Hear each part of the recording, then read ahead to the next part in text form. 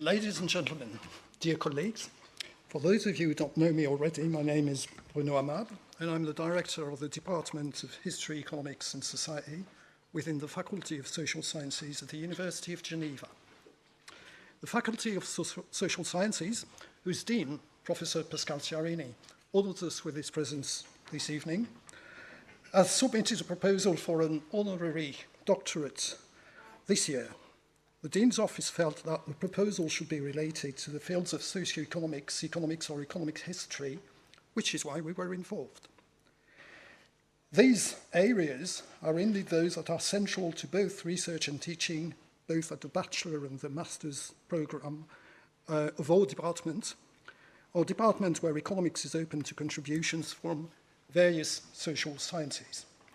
Political economy, as we conceive it, gives a central place to institutions and conflict, as well as history. The department is part of a long tradition of economic history at the University of Geneva, and researchers in economic history work within the framework of the Paul Bayrock Institute, whose director, head, is present next to me. When we collectively, within the department, when we collectively considered the names we could suggest to the faculty for this honorary doctorate, the name of Branko Milanovic quickly emerged for reasons which are quite obvious and reasons that Professor Pilar Nogues-Marco will explain in a second. Pilar, you have the floor. Thank you. So it's a great pleasure and a genuine honor to welcome Branko Milanovic, the Serbian-American economist who has reshaped how we think about economic inequality. Branko is senior scholar at the Stone Center on Socioeconomic Inequality at the City University of New York and one of the world's leading voices on the measurement, dynamics, and consequences of inequality. We are especially delighted to have Branko with us today on the occasion of the award of the honorary degree of Doctor Honoris Causa by the University of Geneva on the proposal of the Faculty of Social Sciences in recognition of his remarkable research trajectory rooted in a long tradition that places the study of inequality at the heart of the social sciences. His research has consistently pushed the frontiers of knowledge, clarifying the complexities of capitalism through rigorous empirical analysis, engagement with major controversies, and pluralist approach to the economic inquiry, an approach that resonates perfectly with how we conceive economics within our Faculty of Social Sciences. Branko Milanovic earned his PhD in economics at the University of Belgrade with a dissertation on inequality in Yugoslavia, published as his first book in 1990.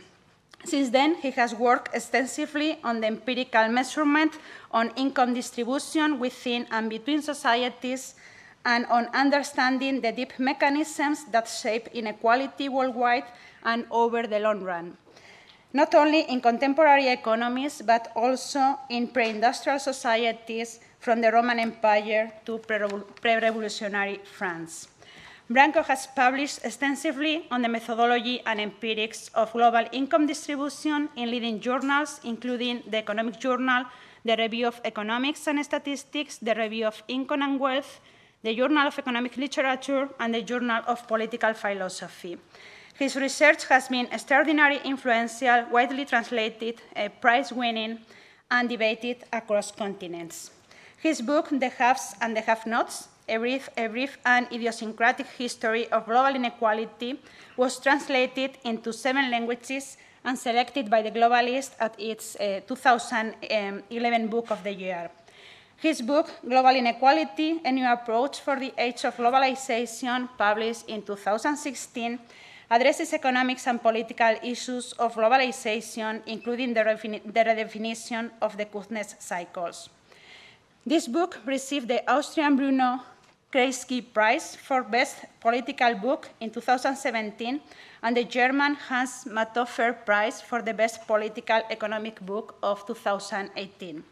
In 2018, Branko Milanovic also received, together with Mariana Mazzucato, the prestigious Leontiev Prize for advancing the frontiers of economic thought. His book, Capitalism Alone, published in 2019, has been translated into 16 languages, a clear sign of the global impact of his research. His most recent book, Visions of Inequality from the French Revolution to the End of the Cold War, was selected as the Financial Times Book of the year 2023. Today's lecture, 2 Centuries of Visions of Inequality Between Classes, Elites, and Citizens, builds on his book, Visions of Inequality. Branko will speak for 45 minutes, allowed by around 30 minutes for comments and questions. Finally, I would like to conclude by thanking all of you for being here. I would like to thank especially our Dean, Pascal Scarini, who is here in representation of the Faculty of Social Sciences.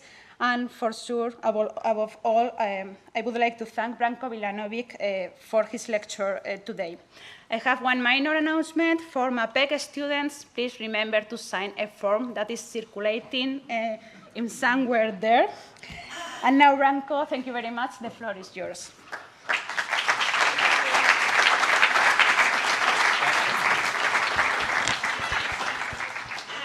Well, first, thank you very much for coming here tonight. I hope this is somewhat interesting as a topic. Of course, I would like to thank everybody for this very special distinction that, of course, I will have to thank formally tomorrow, but I already can start thanking everybody today.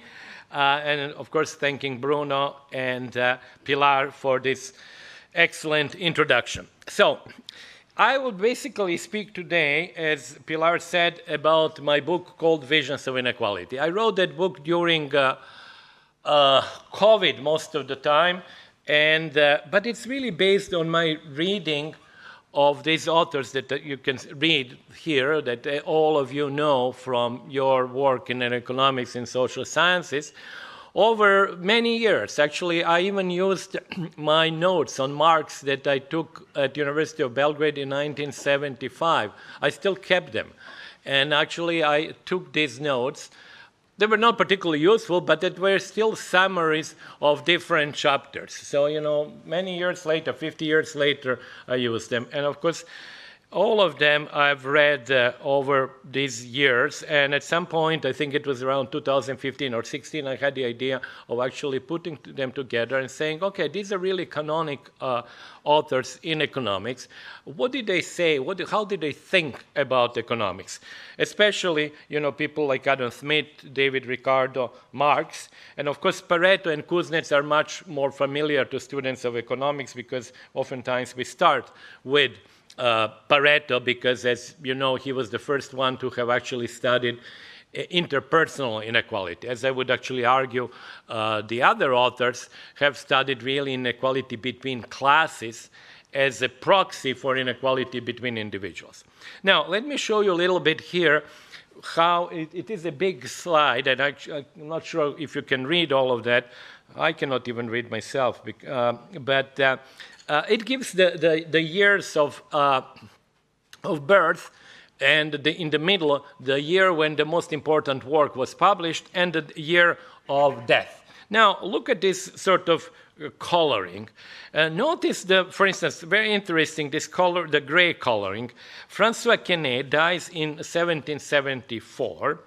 As you know, Adam Smith writes The Wealth of Nations, 1776. That's easy number to remember because it's the same year as the American independence.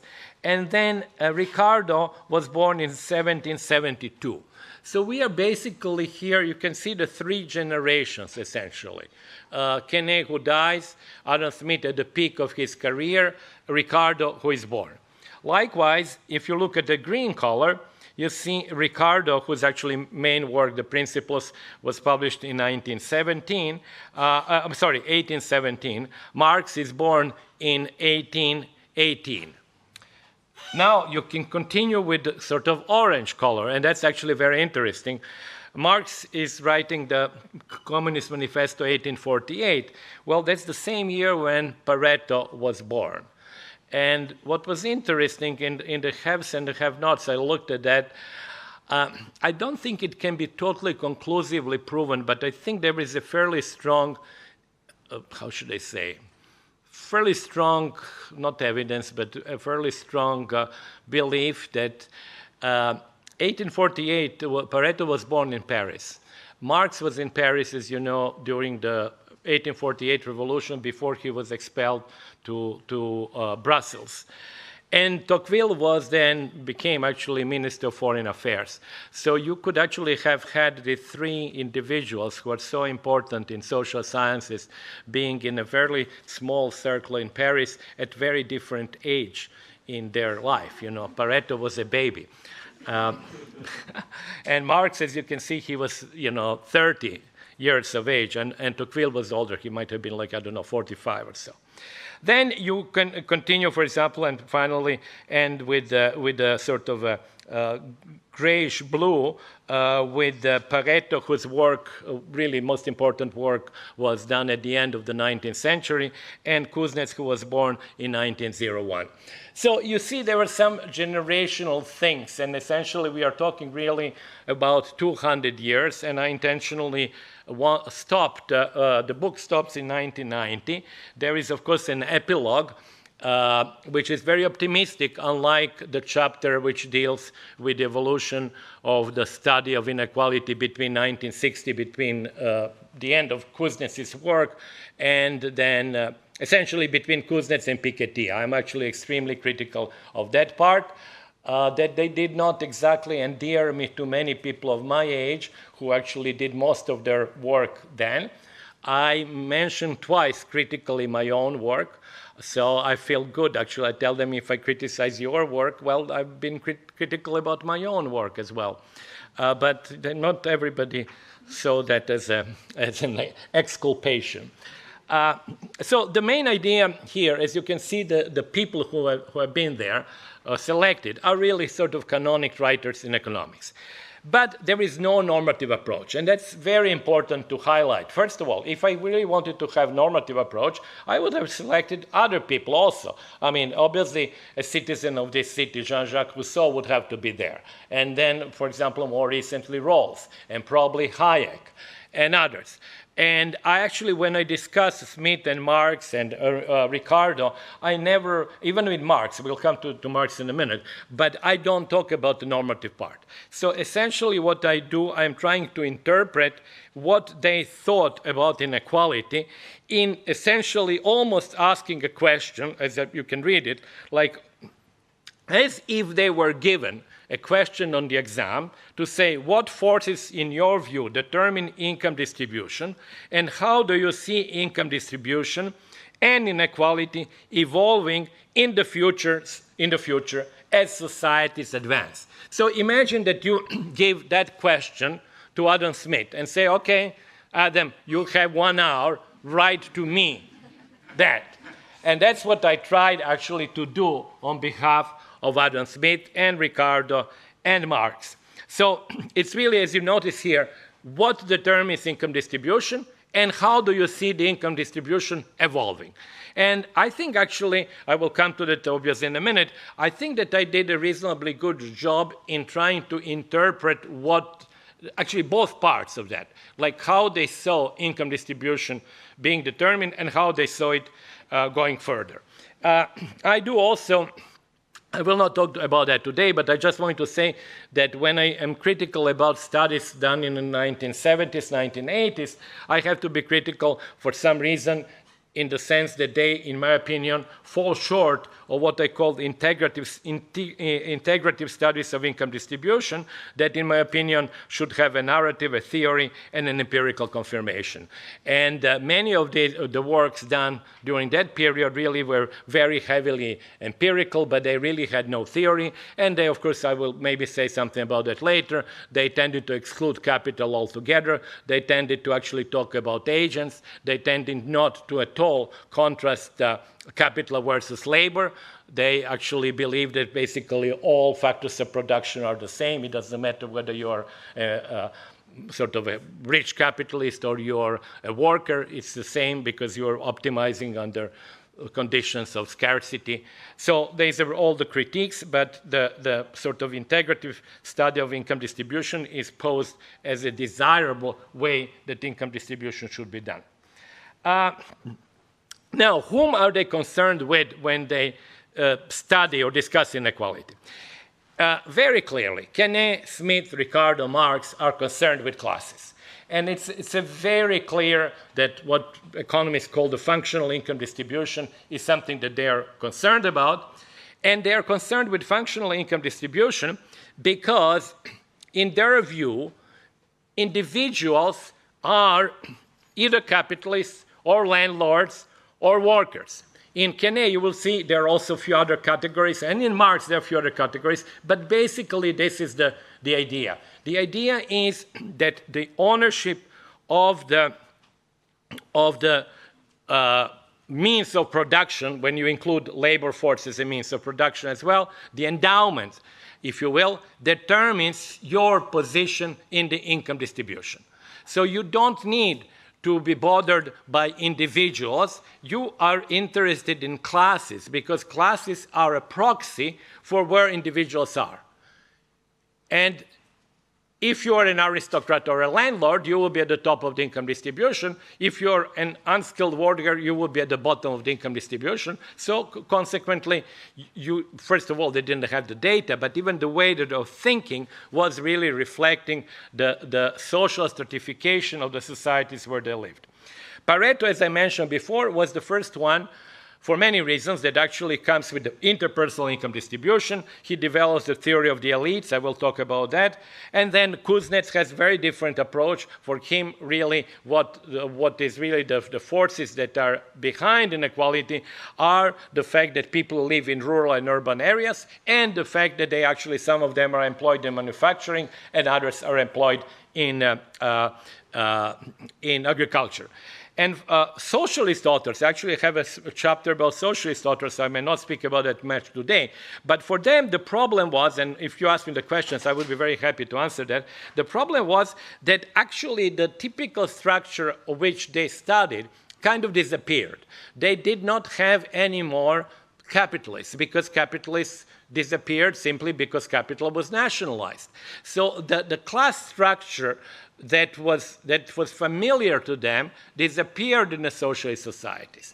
And it took them quite some time, and actually it was not politically acceptable, to argue that socialist societies were also class societies where maybe the access to bureaucratic power played a similar role that the access to capital played in capitalist society.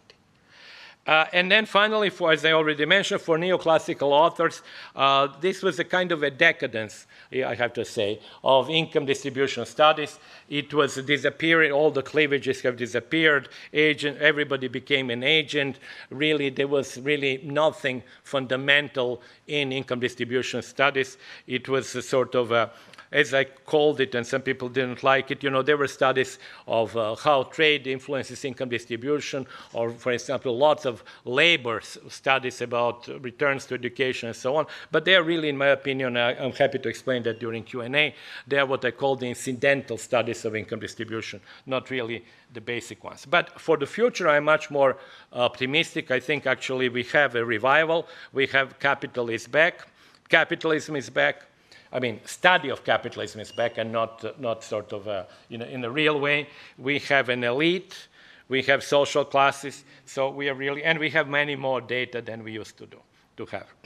So let me now start with the four authors who have somewhat similar approaches, I was saying before, about the class structure. I will spend a little bit more time than usual on Kenne because he's generally not really studied very much.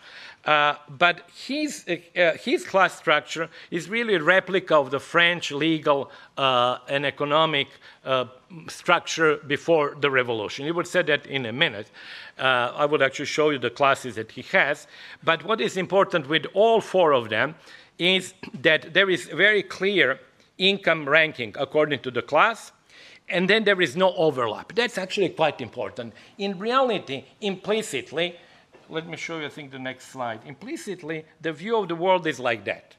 There is a distribution with workers, some richer workers, some poorer workers, in Marx, that would play quite a lot of role, because, as you know, if you studied Marx, there is a complex labor and simple labor. So clearly, complex labor requires more to be produced, and the wage of a complex laborer, which means skilled laborer, would be higher than the wage of a simple laborer.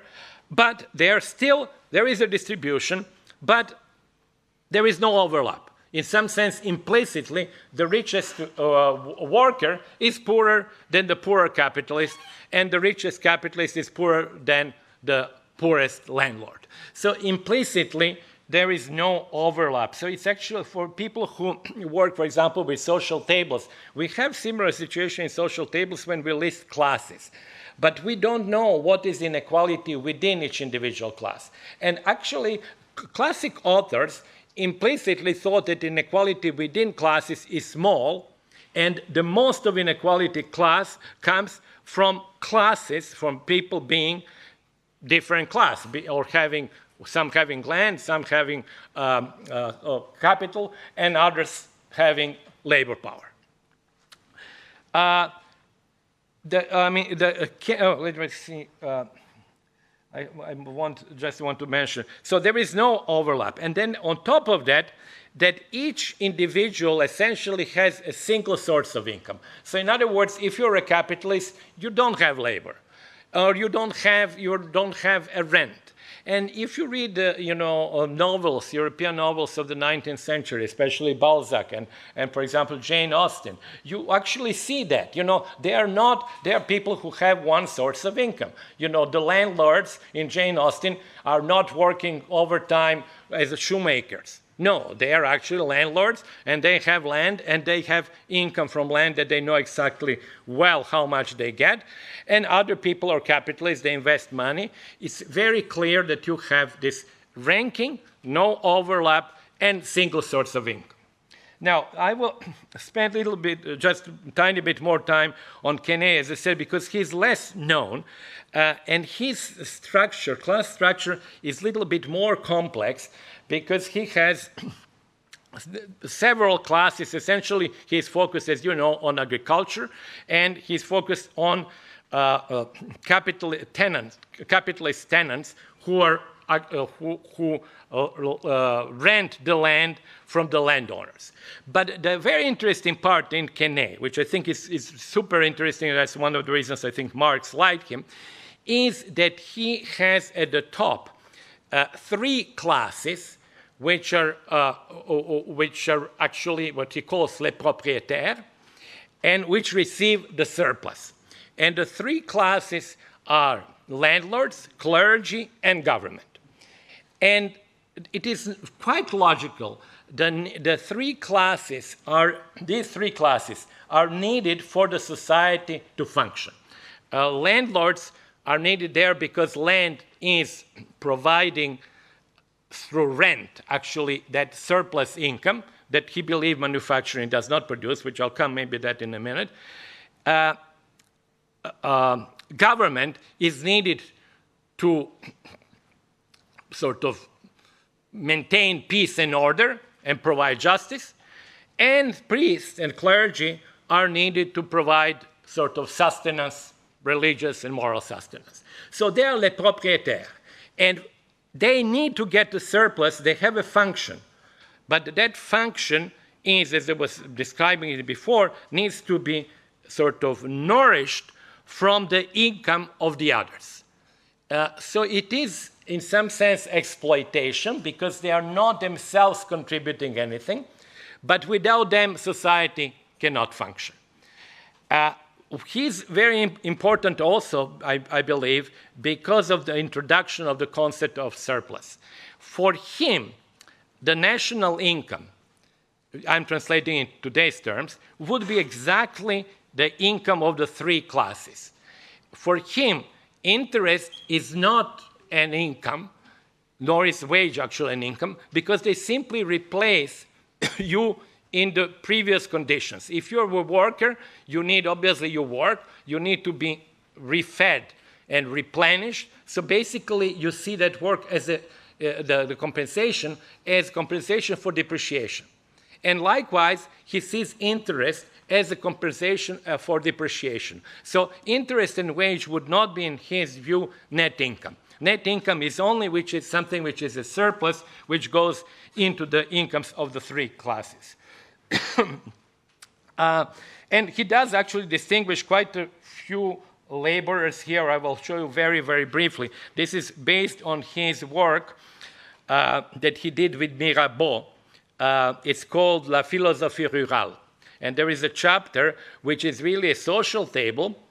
The objective of that chapter is linked to the idea of the famous, zigzags and le tableau économique that he had. But here he goes with numbers. And actually for us economists, it's super interesting because here Quesnay gives actual numbers. How much are the wages? How much is the interest? Interest is 10% for everybody except for viticulture. I don't know why viticulture is different. They are actually the only ones that are actually among the agricultural owners who are actually self-employed. So you essentially have workers in agriculture and workers in manufacturing or outside of agriculture. Then you have the self-employed who are in production of wine. Then you have capitalists. Capitalists are both in agriculture and outside of agriculture. So you basically think of artisans who are outside of agriculture, and you think of tenant farmers or tenant capitalists who rent the land from the landlords. And finally, you have capitalists who are, as I said before, who are actually either in manufacturing or in agriculture. So it's a fairly complex structure with numbers. We believe that these numbers have been slightly exaggerated because the objective that Quesnay had at that time was that, he was quite close to the king because he was actually a medical doctor of Madame de Pompadour. So he wanted to show that France could be as rich as England were the French to adopt Quesnay's policies. And I will not go into policies, but I think actually there are many, he's the inventor of laissez-faire, laissez-passer, and many interesting policies that actually go originally back to Quesnay. So I will not talk about that, but I think maybe some of you might get interested in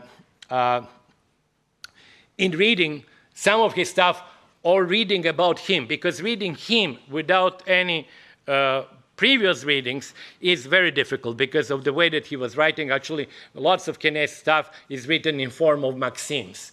And it is kind of difficult to interpret or can be interpreted in many different ways. So I think I would start with some of the books that actually talk about Quesnay and then read his writings afterwards.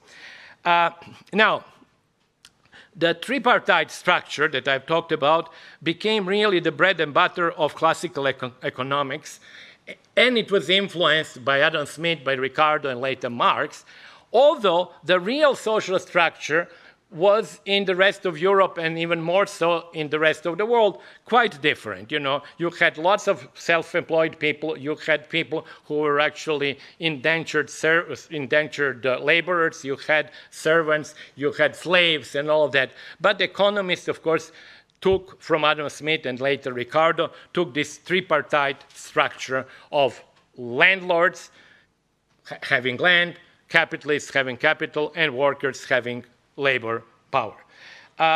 For Pareto, as I said, the things changed, and I will talk about the elite versus the rest. And for Kuznets, it was really the sort of modernization theory. However, in the actual studies, and here I give you the example from Marx, in the actual writings of Marx, in Class Struggles in France, or in Capital Volume 3, he goes beyond that simple triple class structure. And he goes beyond because he essentially has to acknowledge, as you can see, that capitalists come of different types here. He has financial capitalists, industrial capitalists, bankers. And then he has to acknowledge that they're very important part of a population are self-employed. And especially important for France was small proprietors of land, which after the revolution, as you know, many of them got their own piece of land. So they did not really fit the structure, which was very sort of hard of being only a worker or being a capitalist or being a landlord. And if you look at the social table for France, done, of course, many years later, you notice, for example, small farmers, 31% of total population. And if you add to them the self-employed, 13%, you have more than 40% of the population that kind of does not fit that very rigid structure, because they do have some ownership and they're also laborers. So you see, they're self-employed.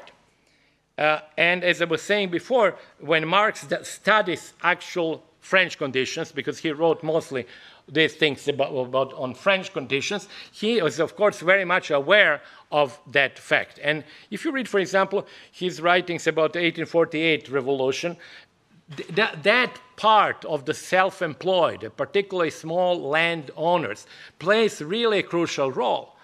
It's very interesting to compare, and I will not go into that, but maybe you can look at that, compare Tocqueville's Souvenir of 1848 with Marx, also writing about 1848. And they do agree generally in the description, and actually Tocqueville says that very explicitly. He says, all these people who had any property became brothers to us who had more property. Essentially, small landholders did not behave politically like workers. Workers in Paris behave exactly like Marx expected them to behave. But small peasants, once they had, however small property outside of Paris, behaved differently. So they were really a class which did not fit strongly that tripartite division. So after I introduce all these classes, let me then go to Adam Smith, that I think is, of course, as you know, is considered like founder of the political economy. And here I want to focus, actually that chapter I believe is maybe the most original chapter of the book. And it is probably why I believe it is original, is because I take an entirely different take on the wealth of nations and the theory of moral sentiments. Now, many of you might have actually, obviously everybody knows about the wealth of nations, and the interpretation which is currently being generally sort of produced is that the wealth of nations deals with self-interest, that it is really hard capitalist core, that it's almost Chicago School, and actually Chicago School had really quite a big influence as a new book about a reception of Adam Smith in the United States shows, on misinterpreting Smith. And on the other hand, in my opinion, Amartya Sen has misinterpreted theory of moral sentiments. But he misinterpreted by essentially saying, oh, it's a softer book, it has empathy as the center stage, not hard-nosed self-interest. Consequently, it must be some kind of soft leftist book of loving people. In reality, it's the opposite. And I tell you, I'll show you that why it is the opposite. Theory of moral sentiments was written first. It was basically like job paper for Adam Smith, who already became professor, but he was a professor of jurisprudence. And the book is suffused with references, let me show you this stuff, to God. God, like, look at here, the number of mentions the God, divine, providence, great maker. In the theory of moral sentiments, 149 times. In the wealth of nations, 6. The wealth of nations is a world without God. The theory of moral sentiments is a world with God. But, and that's the key part, it's the world with God, and Adam Smith needs to explain how injustice and inequality can exist while God is ruling the world. So he is not going to attack God because he would lose his job. He has to explain this. And when he explains this in Theory of Moral Sentiments, he makes fun of the rich people. It's almost Veblen-like. They are fatuous, they are really silly, they spend all the money on bubbles and things which are really worthless. But, and that's the key part, he never questions their right to be on the top. He never questions the way they have acquired wealth. this is absolutely out. And moreover, he then sort of, how should I say, modifies to some extent or softens the impact of inequality by saying essentially, it's true, there are rich and poor people, but poor people, there was a famous quote somewhere around here, poor people have, he says, the beggar who is sending himself on the road has a security that kings can only dream of, because the beggar has nothing to be stolen, so he's secure, you know. But the kings have something that can be stolen, and they are not secure. So you notice the following thing in Adam Smith and Theory of Moral Sentiments. We start talking about inequality on the plane of income and wealth.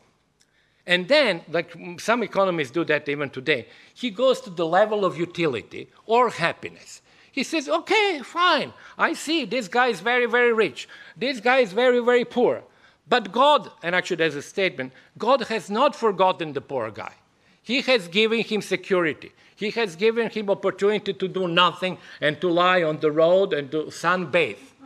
And suddenly, in the space of utilities, they're more or less the same. Actually, there's a statement like that. They are more or less the same. And they're more or less the same because God has not abandoned the poor people.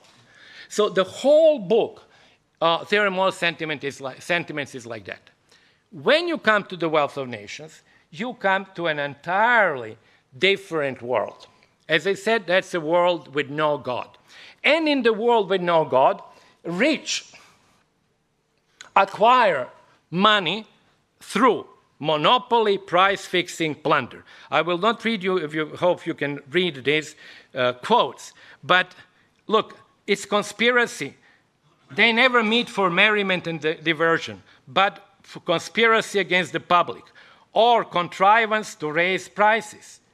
And then he says about Davos meetings, for example, it's impossible to prevent such meetings by any law, which either could be executed or would be consistent with liberty and justice.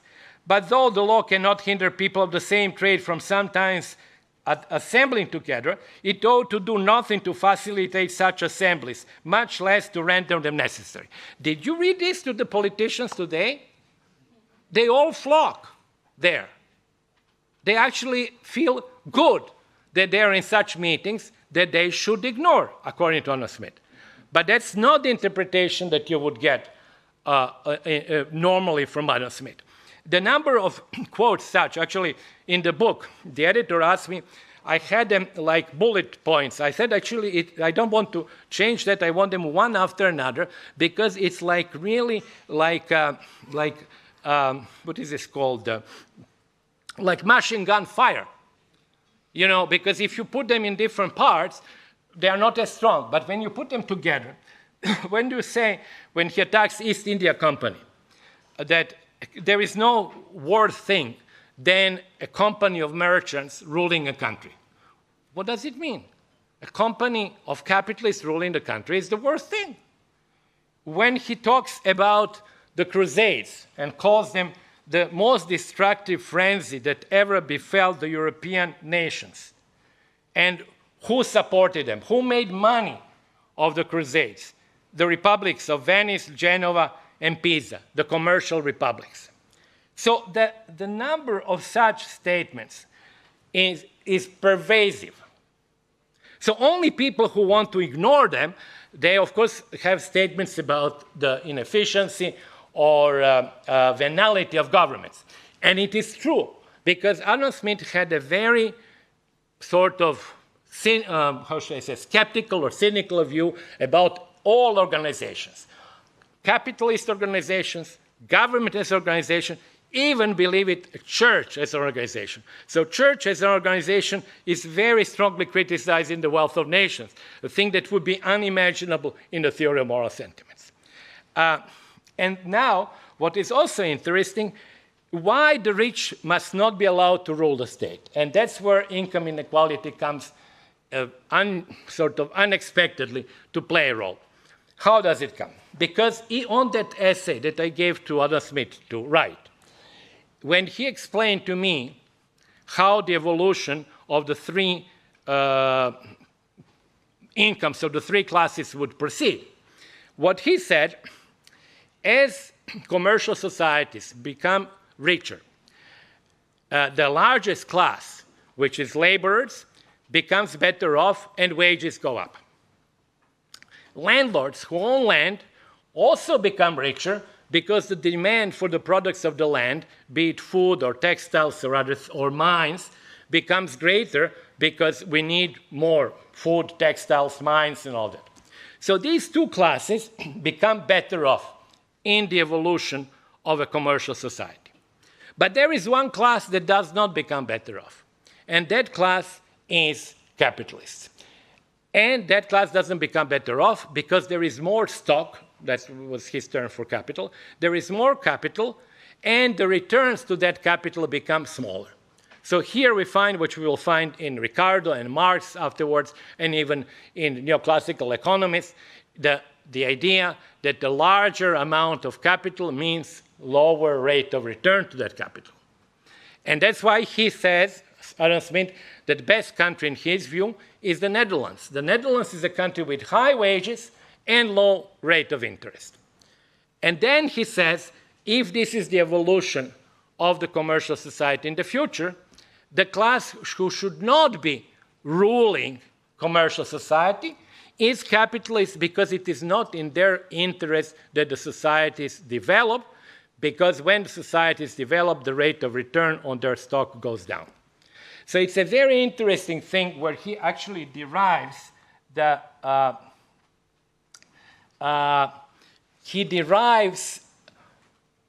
who should rule society from his view about the evolution of income distribution. And as you probably know, he was of the opinion that what defines a society to be wealthy is the ease and wealth of the largest class, meaning workers. That was not the case exactly in Quesnay. Although Quesnay acknowledged the importance of laborers, for him, what really made society grand or great was that net income which belonged to the proprietaire. But for Adam Smith, for the first time, we actually see an unambiguous statement. What makes countries great is the ease of which majority of people are able to get the goods that they need.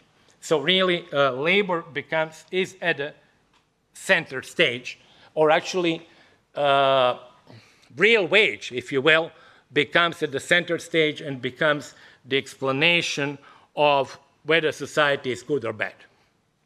There are many other interesting points about different countries.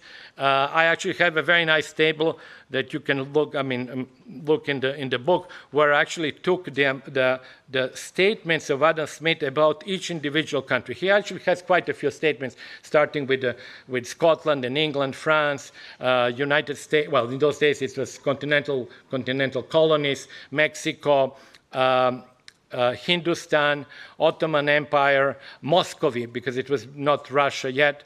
And actually, when you put their statements about the level, what he calls them, advancing society or regressing society and so on, and take now the numbers that we know on GDP per capita, they really match quite well.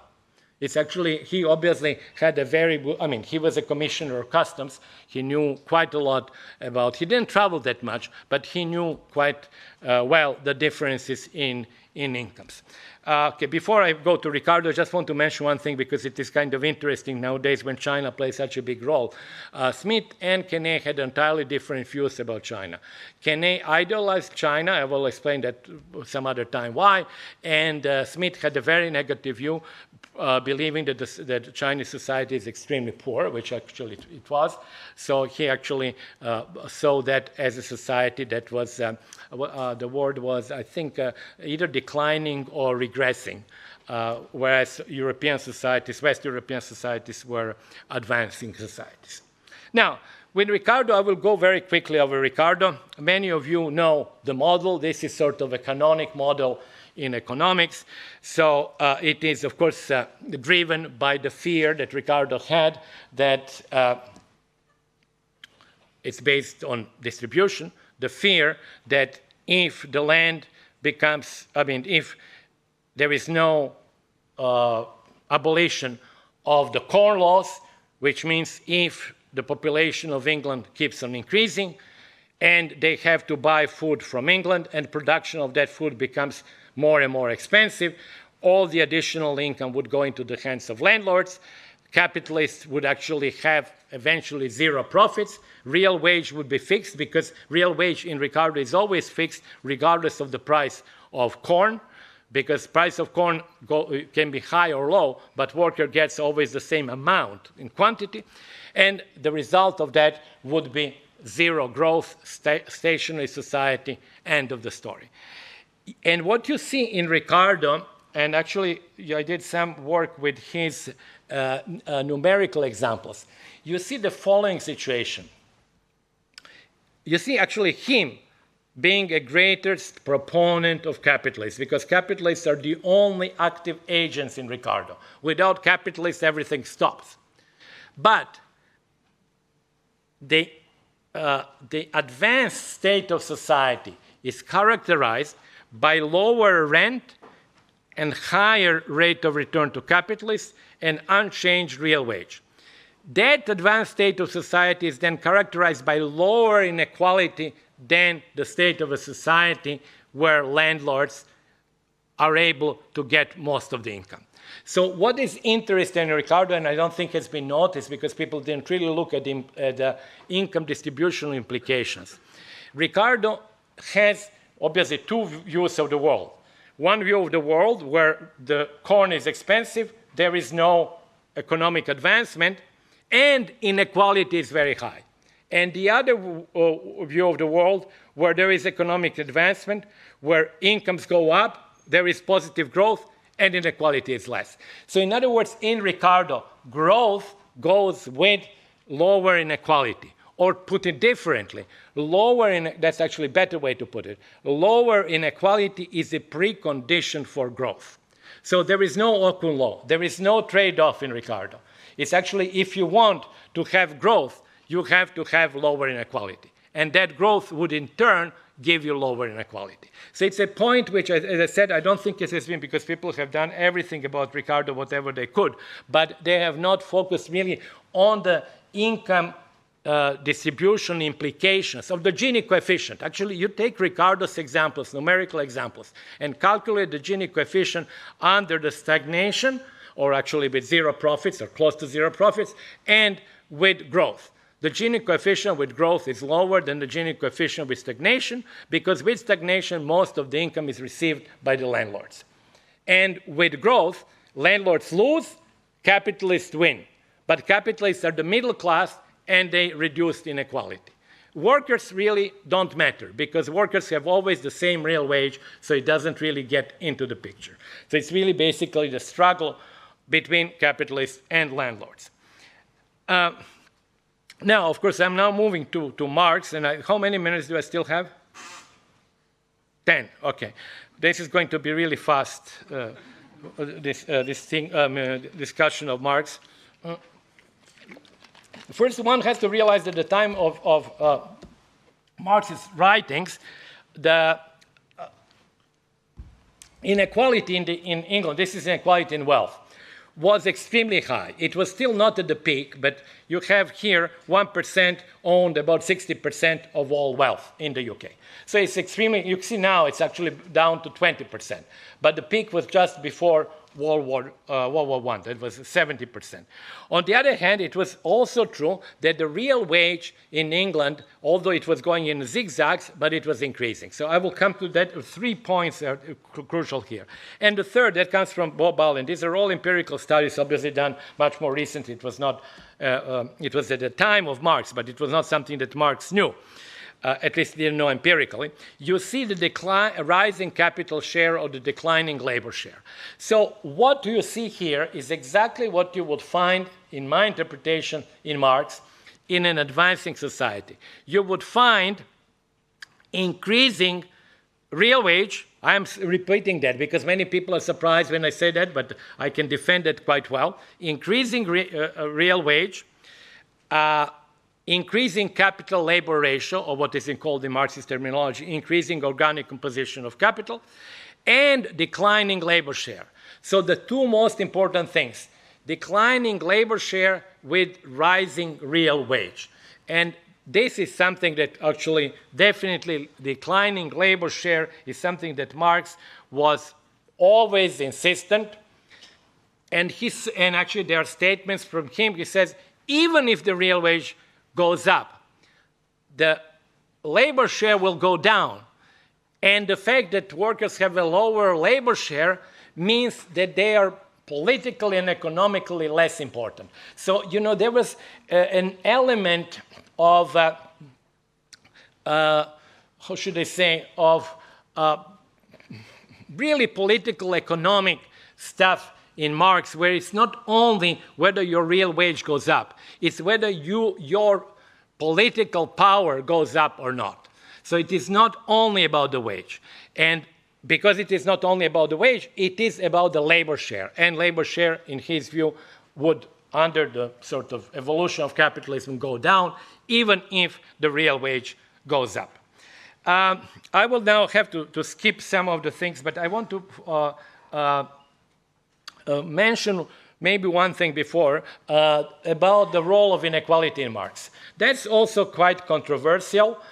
Because many people who have not read Marx start with this kind of a opinion that, okay, Marxists are on the left of social democrats. Social democrats want lower inequality, higher taxation, more social transfers, greater power of trade unions. Well, consequently, people who are on the left must want more of that. More trade unions, more taxation, more social transfers. And it's not true. I'm not saying that Marx was not interested in that, but he was interested. Shlomo Avineri has two excellent books on that topic. Marx was interested in trade unions and other things simply as a tool. As a tool, and actually Shlomo says very nicely, as a tool to spread class consciousness among workers. But as a tool which would then, through class consciousness, lead to a revolution and the abolition of capitalism. So inequality under capitalist conditions was not something that Marx was particularly interested. As he says, it's actually discussing inequality under capitalist conditions is like discussing freedom under slavery. It's meaningless. You start discussing, and that was actually very nicely written in his critique of the Gotha program, both by him and Engels. You start discussing inequality after the abolition of private ownership of the means of production. And then you discuss inequality, then you have to decide, is somebody who is working harder going to be paid more? Is somebody who is actually more educated has to be paid more? Then the real discussion of inequality starts. Before that, all these other political things about reduction of inequality are simply the tools which would bring closer the time of the abolition of capital. So I think it is very important to understand the logic that, that inequality as such did not play a role in Marx, because inequality under capitalist conditions, obviously he might have preferred to have lower inequality than higher, but even on that is not sure. Maybe he would have preferred to have higher inequality if it would lead to the revolution faster. But it's not an issue. The issue is abolition of private property. And only after that point now we discuss inequality. Now I would just go very quickly about labor and wages, because the point which I want to make is that it is fully consistent with Marx's view to actually believe that under capitalism real wage would go up. And this is based on several things. First of all, already mentioned distinction between simple and complex labor. Complex labor takes more time. It's like very much like Minserian. Complex labor takes more time to be produced, and of course people have to be paid more. If there are more complex laborers, then obviously overall wage bill would be greater. Secondly, Marx gives examples, very clear examples, numerical examples, that with greater development, the wage rate goes up. He has like 5 countries, UK, Germany, Austria, Poland, and Russia, and in that order. And he shows, of course, that the real wage in England is the highest and it's the lowest in Russia. So the economic development of capitalism leads to a higher real wage. Additionally to that, it would be, and that's why I totally disagree with people who say that actually Marx believed that the real wage would be always at the subsistence level. It's totally incompatible, in my opinion, with Marx's view that all categories are historical. Wage is a historical category, so it cannot be the only category that is that actually stays at the same level. Moreover, he says there are two components to a wage: his component which is physiological and a historical component. Historical component means the level of development of the society where the worker lives. So that historical component becomes more important in more developed society.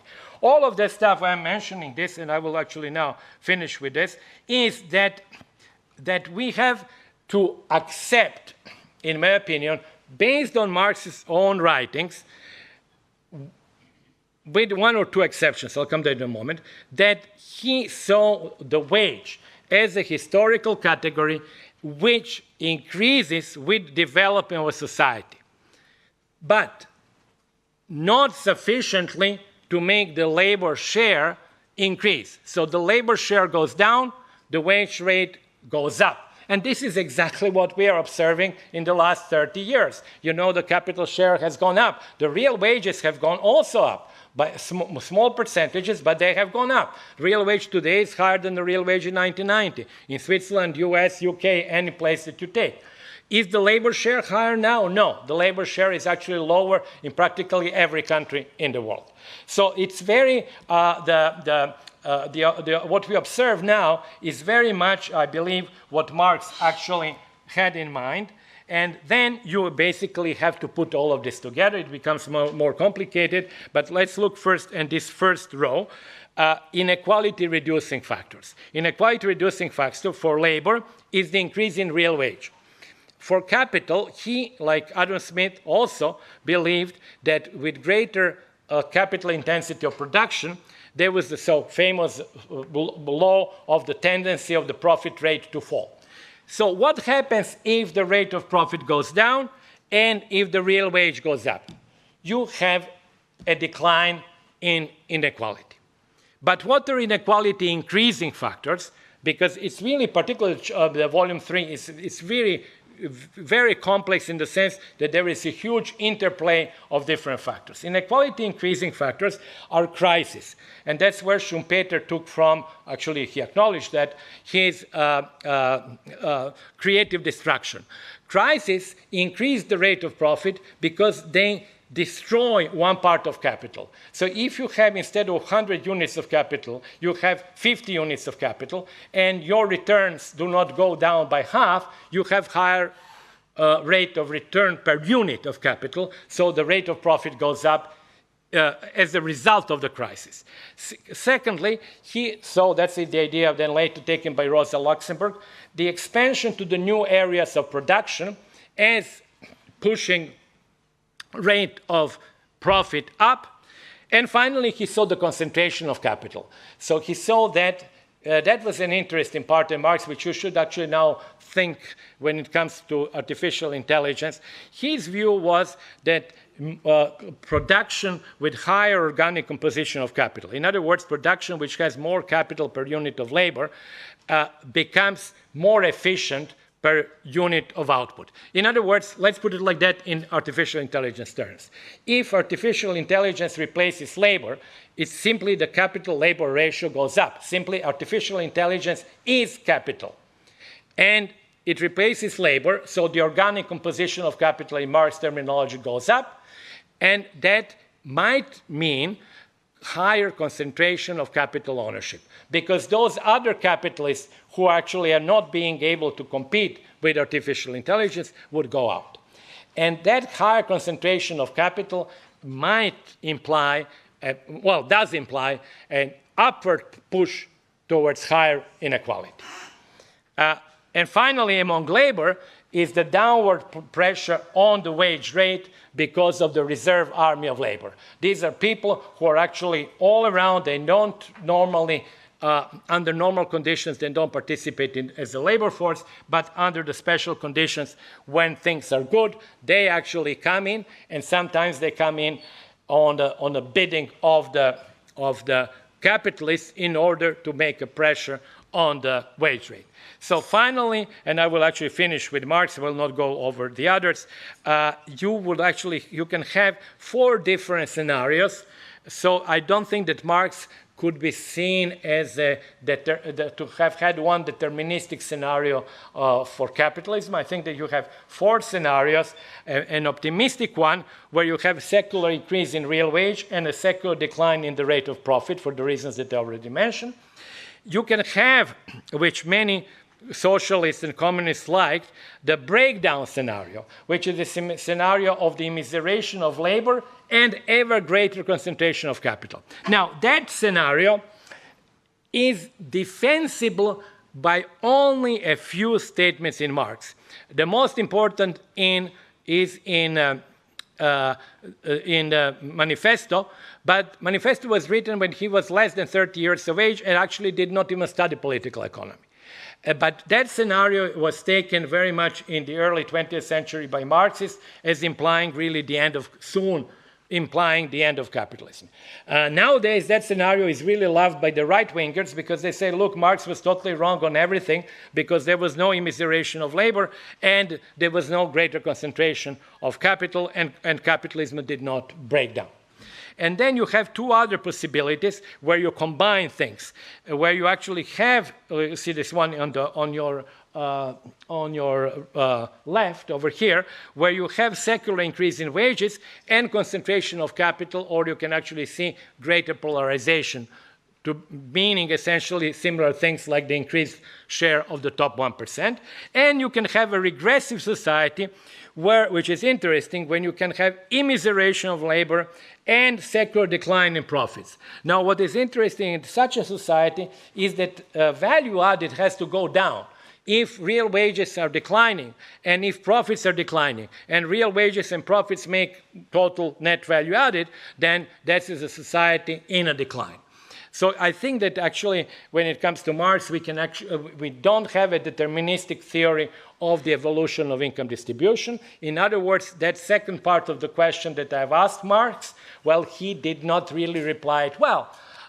He actually put down 4 different scenarios, unlike Smith, who put 1 scenario, and unlike Ricardo, who also put 1 scenario. Marx actually, I think, put 4, or at least we can actually retrieve 4 possible scenarios from a very optimistic to a very pessimistic, which actually makes maybe, if you want to look at that in a positive way, makes his work compatible with different evolutions of capitalism in different parts of the world. So it's not like one evolution, there are several possible evolutions.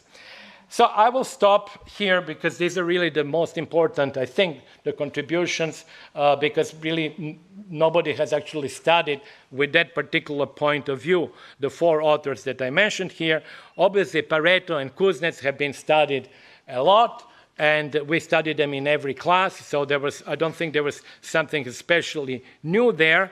And then my critique of the latter part of the 20th century is not new, but it's not liked by everybody.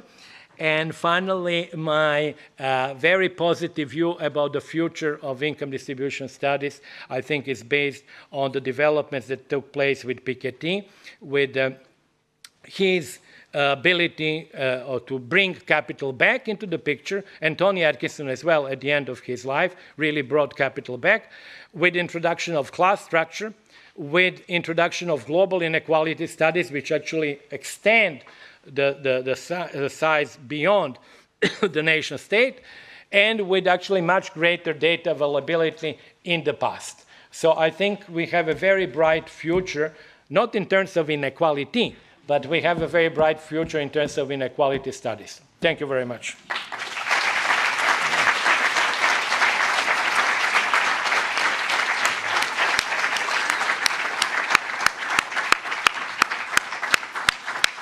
Thank you very much, Branko, for this stimulating talk. In any case, if you want to know more about Pareto and Kuznets, please remember that you can buy the book, Visions of Inequality. It's a really wonderful book as the talk. Now we have our colleagues with the micros here. If you have any question, comment, please raise your hand. and they will go to your seat and give you the micro.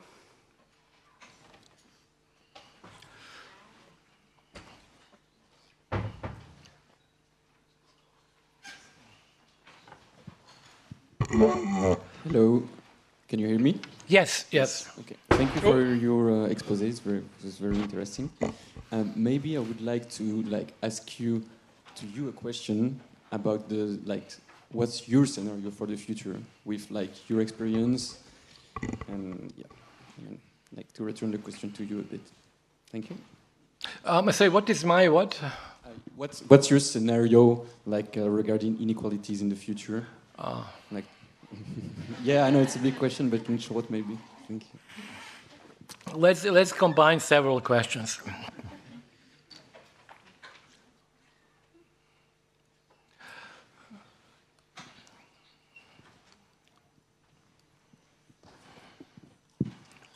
Hello, thank you for the presentation. Let me join those who are dissatisfied with this gap between Kuznets and Piketty. So I think you describe very well the neoclassical paradigm, where basically income distribution is a non-question, because every paradigm is defined by its questions and by the lack of questions on some issues, and it's not a question in the neoclassical. But I would argue that during this period between Kuznets and Piketty, there is a lot of work that explores different dimensions of income inequality, data work, its relation to the macroeconomy, to technological change, and so on and so forth. In your book, you devote maybe a paragraph saying that, well, there were some neo-Ricardians who talked about distribution, but that's it. But I think there is a lot of work that took place in the post-war period and until the early 21st century, in the period between Kuznets and Piketty, that talks a lot about distribution. Okay, let me answer this question. It always comes. I agree that there was lots of work. There were lots of studies. But I call them incidental. Let me start with incidental, which I already mentioned. Labor economics and trade.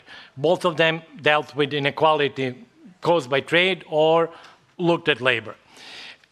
I'm not disputing the importance of earnings and labor, but people who think that labor economics really deals with income distribution are wrong. And they're wrong because labor is not only one component. And other components are capital, self-employment income, social transfers, indirect taxation, own production. But the locus at which income distribution takes place and where the advantages are sort of conveyed across generations is household. And earners are not doing that. Earners are making their own money and they get together with other earners and they make the household. So the household is key for income distribution studies because that's where the advantages are located and that's where transmission of advantages takes place to the next generation, or the advantage that was received from the previous generation. So that's why I am not disputing that there are lots of studies, there are lots of numbers, but they avoided this key problem of income distribution and transmission of advantages across generations. Then there are others too. For example, I'm not very favorable towards Ricardians. They always have the title income distribution, but there is really nothing there. It's pi versus W. And that's for them the entire income distribution. They're like not a single number. Passinetti, Garegnani, all that, no numbers. There is nothing. So I'm not saying that they're better. There was a sort of absence of such studies. Obviously, as I said, there are exceptions. For example, when Stiglitz introduces heterogeneous agents in, I think, 69, 70, that's a big advance. Suddenly, individuals have both capital and labor. And actually, in Stiglitz's example, I actually take Stiglitz as really a very positive figure. In Stiglitz's story, people differ by the amount of capital and have the same labor. So suddenly capital becomes important. But that has not been followed up very much until much later when Tony Atkinson brings capital there and then, of course, Piketty. And let me just say one more thing. When people tell me all of that, I say to them, okay, so do you think that there were lots of studies about income distribution in socialism? They say, no, of course there were no studies, you couldn't write anything. I say, well, it's not true. There are lots of studies that actually show small differences in between the blue-collar and white-collar workers. So there are hundreds of such studies. So they are not different from the studies that are done in the West that show returns to, simply returns to more educated labor. But they are not fundamental income distribution studies. So that was, that's why I still believe, as I said, there are of course other people there. Broff and Brenner had actually quite a lot of work, Jan Penn as well. So there are people who actually did, Jamie Galbraith also. So there was definitely work done, but I just think that these were like, what is this called, like archipelagos, you know, small pieces here and there, but generally it was ignored. I mean, look at the textbooks. I actually looked at the main textbooks. Where does the Gini coefficient, Lorentz curve, and other things, where does it appear in textbook? When it starts discussing, Samuelson, of course, famously, discussing developing economies. So like income distribution Gini doesn't exist in the United States, only exists when you talk about Burma.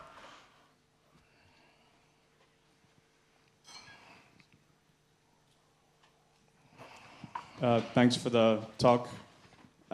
What do you think about the role of governments in inequality?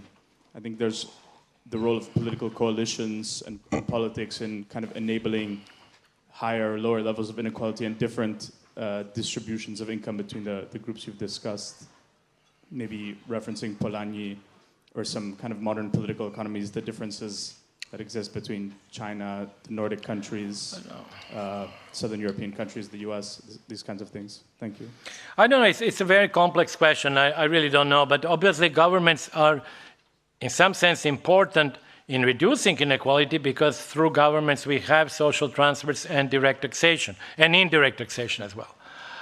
But on the other hand, you can also argue that governments are also ways to make money because very often governments are tools that rich people use either to reduce taxes or to get special advantages and to distribute money in their favor or to steal money. So I don't think we can say governments as such have either one role or the other. It depends. There are governments that actually, their very existence, I believe, is there to increase inequality, and there are governments whose existence is linked with redistributory policies and protection of the poor people and reduction of inequality.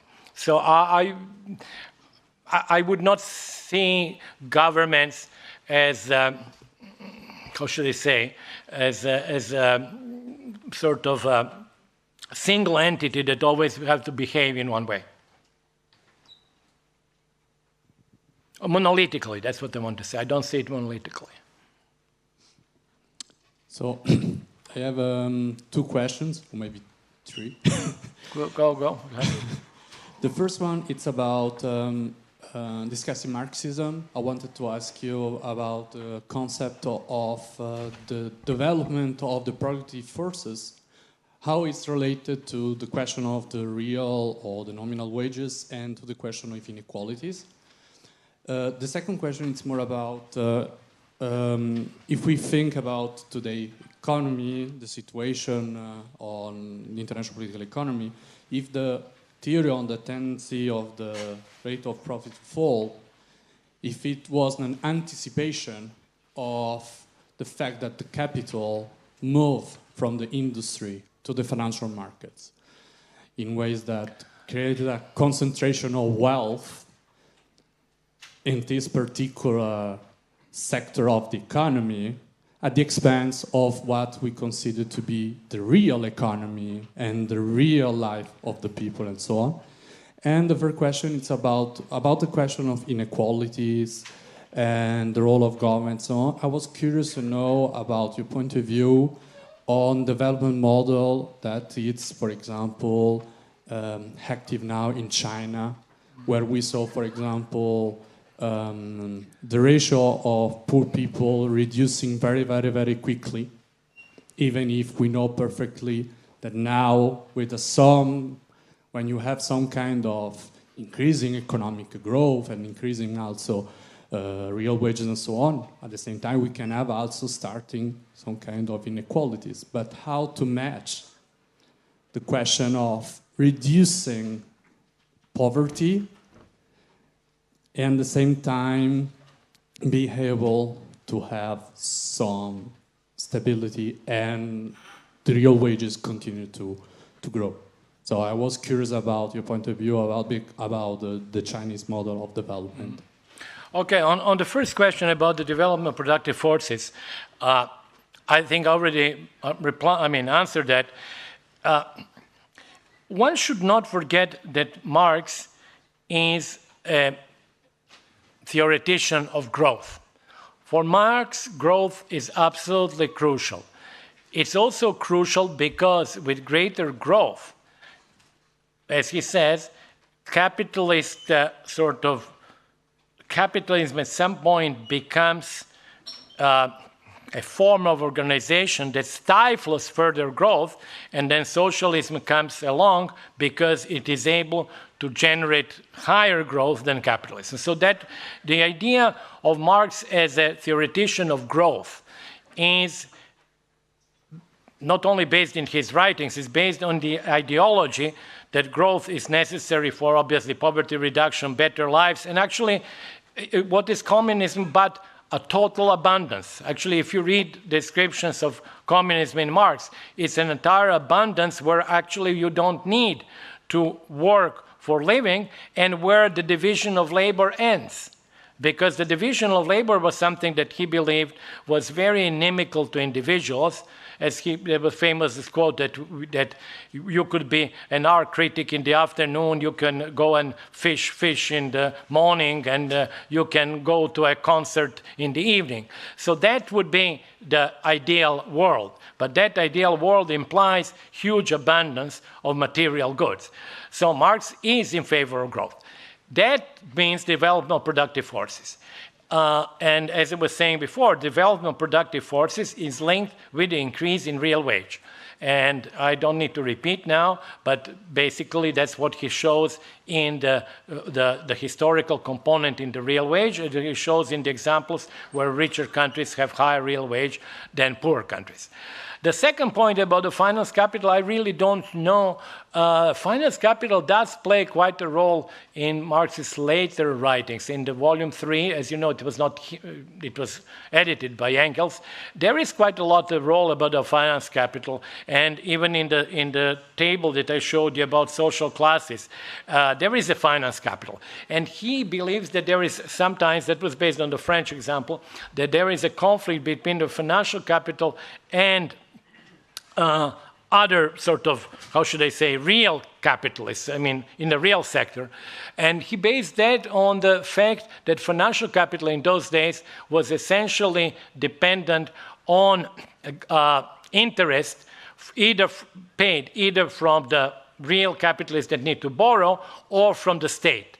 So he saw financial capitalists to be somewhat of a different group, I'm not saying class, from capitalist, productive sector capitalists, because their income doesn't come from profit. Their income comes from interest, either on the state debt or on the borrowing by the capitalist and the real sector.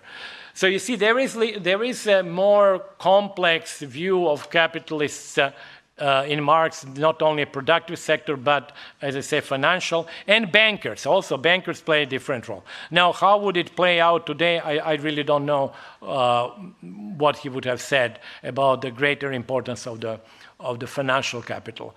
And on China, well, that's a more difficult question. I don't know where to start, well, China, of course, has reduced poverty and has been the greatest success in history of humankind in terms of growth. I mean, it's simply a fact that never in history have so many people grown so much over such an uninterrupted long period of time. That, you know, I did some calculations when you compare, for example, Japan to China. We are talking about the order of magnitude in terms of China, simply because it's more than 1 billion people over the last 40 years, growing at 8% per annum. That has never happened before in history. But I don't know how to link that with Marx, actually, so I don't know. You know, you can link it to Lenin, but not to Marx.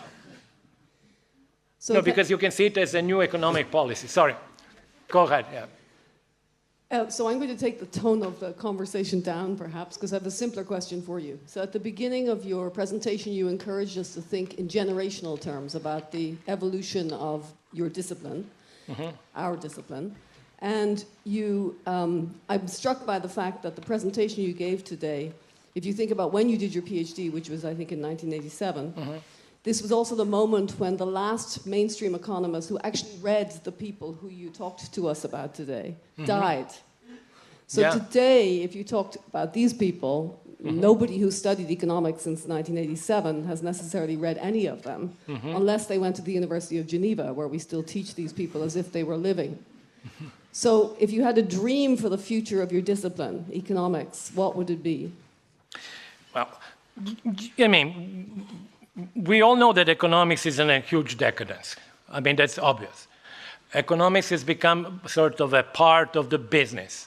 And economics, in reality, when all these authors, deals with social forces, economic social forces that transform societies. It does not deal by telling you which stock you should invest tomorrow and whether the pizza on the left side should be cheaper than the pizza on the right side. You do free economics, yes, that's great.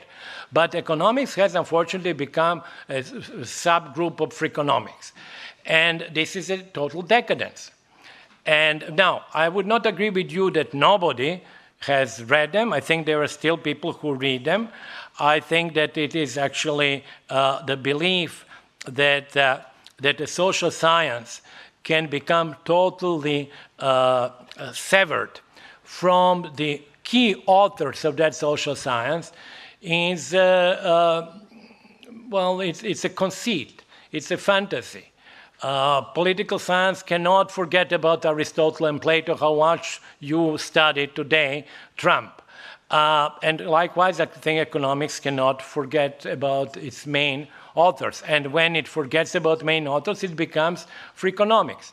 So people do like free economics because they make money off free economics. But you know, the objective of economy, of political economy, is not that. So I would simply say that. I mean, there is nothing to do. It's like either people study something because they want to learn about a society, or they study something because they want to sell a pizza for 2 francs more. You know, what can you do?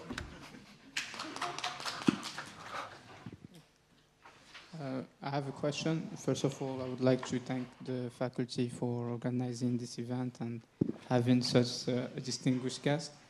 My question is regarding inequality and democracy, and I would like to ask you if historically you see a threshold, a threshold where inequality becomes incompatible with democracy, not just economically, but in terms of political influence or representation. Well, it's a very difficult question. You know that people have tried to do that empirically. I think it is difficult. I don't think that there is such a clear-cut relationship. I think it is so contingent. First, we don't even know what is, well, going back to the previous question, we don't even know what's the definition of democracy. So if you say to the political scientists they should not really read, you know, previous political scientists, you know, so what do they do? You know, you don't know, because we don't know what democracy is anymore. So certainly the relationship between inequality and democracy, I think, it's to say that it's super complicated, it's an understatement. So I don't think that there's empirically that people may run regressions, but the regressions would be totally time dependent. And if you run the same regressions with these two same variables in between 1918 and 1945, and then you run them between 1950 and 1990, and then you run them today, the results would be different. And if you run them in the 18th century, it would be different. So I don't think that there is, I honestly don't think there is a relationship.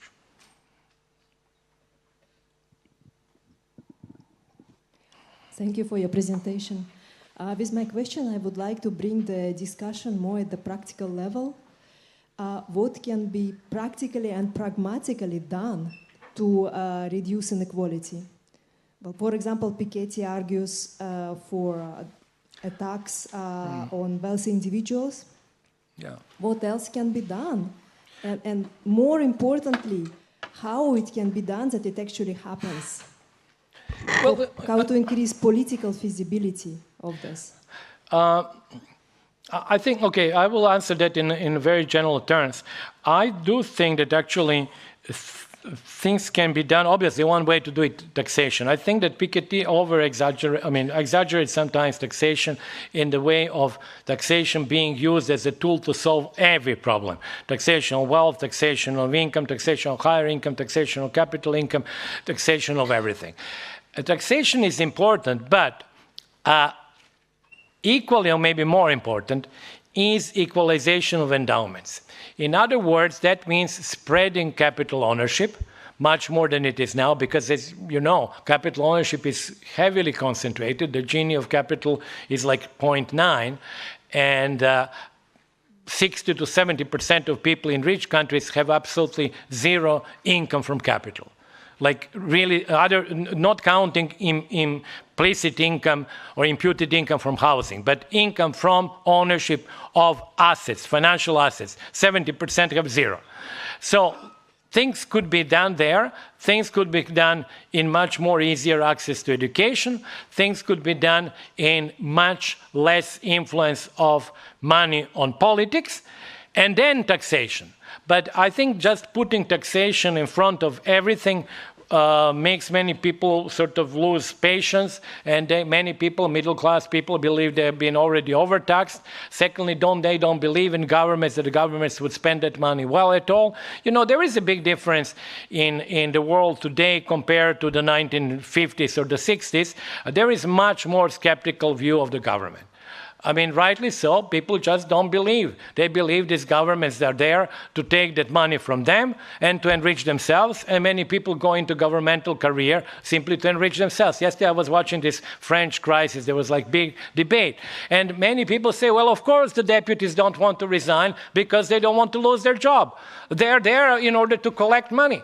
So they're there as deputies, simply the same way that another guy is there to sell pizza. That's the same. They decided to go for the political career. Why would they now dissolve the parliament and go back to the electors and maybe lose their job? I mean, this is the view that we now have of the government. And maybe people didn't have the view of like that 40 years ago. I don't know. I think that view was always more or less correct, but... Okay, I should have asked this question earlier, since we now had moved to practical questions, but I want to go back to the future of economics and its relation to inequality. And I'll try to triangulate two previous questions, you know, the Kuznets to Piketty and Mary's question about, you know, decadence of economic science. So Paul Krugman has this famous essay on the fall and rise of development economics, where he forcefully argues that you know, questions of development did not stop being important when Paul Samuelson was selling his textbooks, is that they were methodologically complicated to sell to the economics profession. So it was actually a methodological problem. Don't you think that there's a relation between the rise of modern, disaggregated, heterogeneous agents, microtheory, and its you know, colonization of macroeconomics, to the rise of the interest and the ability to say something very pointed about inequality? Can you please say that last part again? So isn't the fall, as it were, or the hiatus that you identify in economics of inequality related to a methodological problem, which is the fact that first or second generation mathematic economists couldn't deal with lots of different agents with lots of different sources of income, and now they can. I don't, let me just be very clear that I don't spend, first to answer the previous question as well, I honestly don't spend too much time thinking about the future economics. Honestly, I like to do what I do, and I like to read people who I care about, and I'm old enough and I have enough money that I really don't care. Okay? And if they want really to go into total decadence and move into business schools entirely, let them do that. Nobody can stop that. But now, why there was this decadence as far as income distribution studies were concerned, I think there was a very strong political element. There are actually, in the book, I point out to 3 reasons. The first one is endogenous to development of economics, which went into the general equilibrium, where basically endowment as such don't matter because you come to the market with endowment. So we don't ask, unlike Adam Smith, who said, actually, where did you get that wealth? Did you get it from monopoly, from plunder, from slavery? We don't ask that. So you just come with wealth and then you have a return to that. So there was an endogenous development where actually prices were obviously determined once the endowments were given. But there was a political development, which I also mentioned, in the West, particularly in the United States, which basically tried to say, we don't want to study class structure because we are a classless society. If the Soviets say they are classless, we are classless too, because everybody can become whatever they want, and we are not going to distinguish between different capital incomes. And then you have created really a sort of the world where so-called investors are also workers. This is such a bizarre profession, being an investor. What profession is that? You just take a pile of money, take it to the bank, and you are an investor. No, I'm not denying that you can spend 10 hours on the computer, choosing that. But the fact is that if you have that pile of money is going to give you money without any work. Now, if you wish to do better than that, okay, that's your choice. But this is not a profession. Have a truck driver, he's a truck driver. But the guy is investor, it's not the same thing. But now we believe it's the same thing. So that was actually the political element. And the third element was really funding by the rich. I mean, the things like a Cato Institute, like Heritage Institute, all of that has been funded by the rich. And of course, it's not, I worked at the Carnegie Endowment for 2 years. Nobody told me anything what to do, But it is very clear, well, actually I'll tell you, they did tell me. What is very clear is that if you do things that the rich people don't like, you are going to be sidelined. Nobody's going to kill you, put you in a jail, but you're going to be sidelined. And I remember with Jessica Matthews, she was president of Carnegie in those days, and I had these papers already, quite a few about inequality. And she says to me, we are going to, go to see the donors and all of that. She says, on all your papers, I'm going to change this word inequality into poverty. Because, she says, the donors hate to see the word inequality. But they love to see the word poverty because they feel very good. Look, I'm actually reducing poverty in Africa. I'm such a great guy. But if you put the word inequality, they don't like us to study that. That's a real story. Actually, for a long time, I didn't want to mention Jessica because she actually was on my side. But that was the reality of a foundation. Excuse me. My question is, thank you actually for in the conversation for mentioning Lenin, because my question is related to the role of imperialism in this whole understanding of inequality. Because it's glad that scholars like Piketty are bringing back the debate on capital, but since there is a lack of understanding on imperialism, we see that the recent paper by Piketty where they understand this as like some kind of a transfer payments, very, very narrow understanding of imperialism. So, and in the discussion as well, like we discussed like Adam Smith, Ricardo Marx, and then go to Kuznets and so other neoclassical scholars. But so what is the role of Lenin in the whole understanding of inequality, and especially today? And as a side note, I want to say I think he also has some insights on practical solutions to that. So it's a very good question. Let me answer it a little bit differently. You didn't ask me, but some people ask me, or I say, who was the person that you sort of thought you wanted to include, but didn't include? One of them is Keynes, and I will not discuss Keynes. I actually have written why I didn't include it, but we actually mentioned more stuff. But one person I was absolutely close to including, and I originally in the draft had him, and then I didn't. And that person is Samir Amin. And it would come as a surprise. I would particularly come to income distribution guys. Who is this guy, Samir Amin? Why do you include him? And I'll tell you why I didn't include it again. The reason why I wanted to include him was because for the first time, income distribution studies become not dependent only on the class structure within the society where it takes place. And actually his dissertation did work actually, as you know, on Egypt and on the Maghreb countries as well, accumulation on the world scale. And it's the first time that income distribution in a country like Egypt depends on international parameters. It's not only trade, it's much more than trade.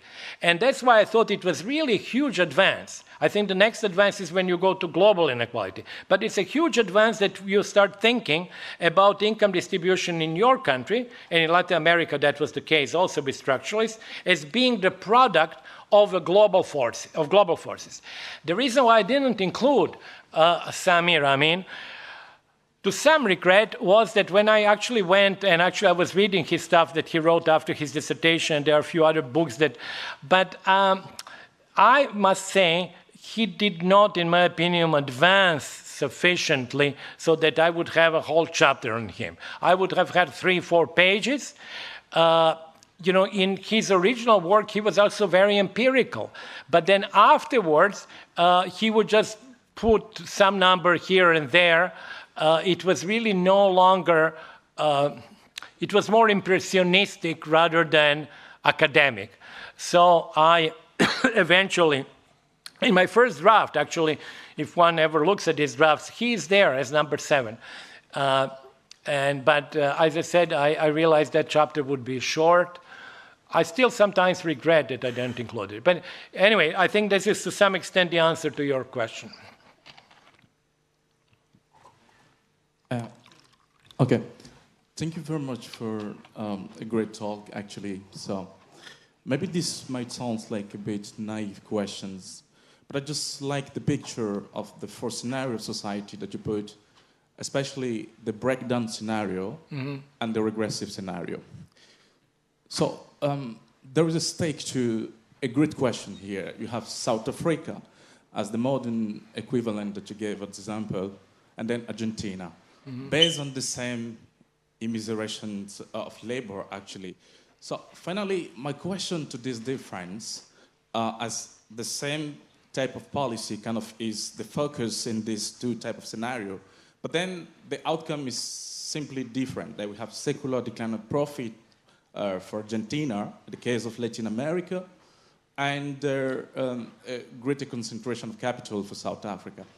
My question would be now, is this something to do, finally, with the political economy of institutions in this 2 diverse parts of the global South, in a sense? Like, what would you be your own visions on that? Because someone talked before about government, and maybe government only might be the questions, but, for instance, a deeper, like, long-term visions of what institution could be, to talk about corruptions, the design, actually, of the institutional design of society in the science. So that would be my first questions. And I will have a second question, very quick, would be, finally, if I get back to Polanyi, who say, maybe market demand discipline, right? But then society has some other demand, which is social protections. Is it the response to inequality and wealth distribution would be the providence of simply social protections, or do households will need more than that, so that we can feel that we advance in the question in some way for the future? Thank you. Okay, on the first question, I put here the country simply impressionistically. I'm not going to defend or to discuss Argentina or South Africa. You can erase them and put other countries. I just wanted to show, first point, that Marx's view of the evolution of income distribution under capitalism was not deterministic, like a single evolution, that his writings are compatible with at least 4 different scenarios. And then I simply, for impressionistic reasons, I put some countries' names there. But, I'm not discussing either South Africa or Argentina per se. As I said, you can change the names. But on Polanyi, I didn't fully understand the question. Can I just go back to a previous question? I sort of thought of something when was the person who actually said, well, nobody reads classics anymore, which is true, unfortunately. But let me just say this. If you talk about artificial intelligence and stuff, Ricardo's chapter 31 is precisely that. It's actually machines and replacement of labor and the effects of that. So it was there. If you talk about trade and globalization and commercial society, it is an Adam Smith. If you speak of the, as I was saying before, financial capital versus real capital, it is in Marx. So it is not, and actually very interesting, there are several now books, 3 that I know, that explore the latter part of Marx's life after the publication of Capital, where he became much more interested in global issues. That's the first time that he actually becomes interested in global issues, and that resonates very well with us today. He has not written much about that. There are lots of his notes. Actually, Kevin Anderson has collected the notes, but they are very hard to read because they are notes. But, clearly there was an interest after 1867, he died in 1883, in the global issues, which actually resonates with today. So it's not that they are far from us.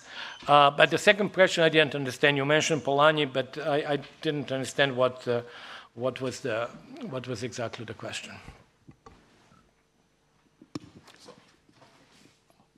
Maybe just for the second question, what I was saying is Polanyi said society demand protections, right? The focus is social protections. So what I'm saying, if we have an institution in society who is delivering this particular outcome, is it enough for the future, in your sense, to say that we are solving the inequality problem, or we need to go farther than that, like actual increase in wealth and transmission, generational transmission of wealth within household, or the question. So this type of idea. Yeah. Well, anyway, I'm still not quite sure, really. I don't want to go into discussion on Polanyi. I think Polanyi overuses the term society. It's not always very clear what society is. But yes, actually, it's not overused in the sense that there is a question of societal tolerance of certain types of inequities. So if there is such a threshold, and we don't know where that threshold is, and that threshold itself depends on many other factors, yes, society does react. You have that even in Kuznets. When Kuznets, the curve starts falling down, Kuznets has several reasons. One is capital becomes more plentiful, like in Marx, or like in Adam Smith. The return to capital becomes less. The returns on technological rents become less. And the popular demand for redistribution becomes greater. So, even in Kuznets' lower part of the fall of the curve, you have political, political factors which push towards lower inequality.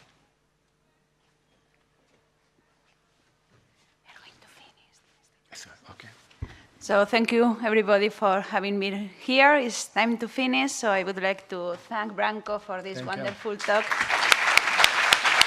Thank you very much.